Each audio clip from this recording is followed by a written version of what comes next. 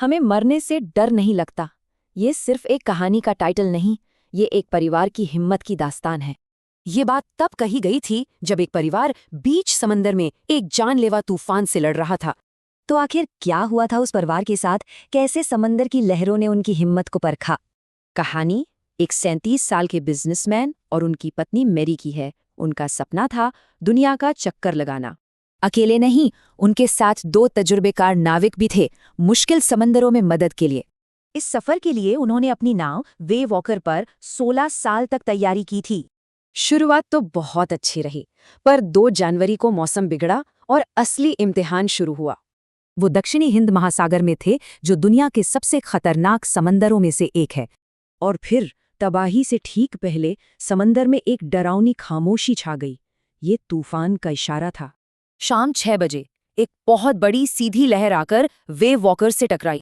नाव टूट रही थी, पानी भर रहा था। अब शुरू हुई जिंदगी बचाने की असली जंग। घंटों तक सब लोग मिलकर नाव से पानी निकालते रहे, बस नाव को डूबने से बचाना था।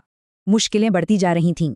हैंडपंप ब्लॉक हो गए, फिर एक स्पेयर पंप मिला जो काम कर गया। ऑस्ट्रेलिया पहुंचना तो अब नामुमकिन था। उनकी आखिरी उम्मीद थी ईल एम्स्टरडैम, एक छोटा सा द्वीप। लेकिन इतने बड़े समंदर में वो छोटा सा द्वीप मानो भूसे के ढेर में सुई ढूंढता। पर इस मुश्किल घड़ी में असली हिम्मत दिखाई बच्चों ने। 7 साल की सुज़ैन को गहरी चोट लगी, पर उसने अपने पापा को परेशान नहीं होने दिया। और फिर 6 साल के जोनाथन ने वो बात कही जिसने इस कहानी को हमेशा के लिए यादगार बना दिया। एक तरफ बड़ों का तनाव था और दूसरी तरफ बच्चों का हौसला, जो उम्मीद जगा रहा था। बच्चों की इसी हिम्मत ने नैरेटर को एक नई ताकत दी। अब वो हार नहीं मान सकते थे। और फिर 6 जनवरी को वो चमत्कार हुआ।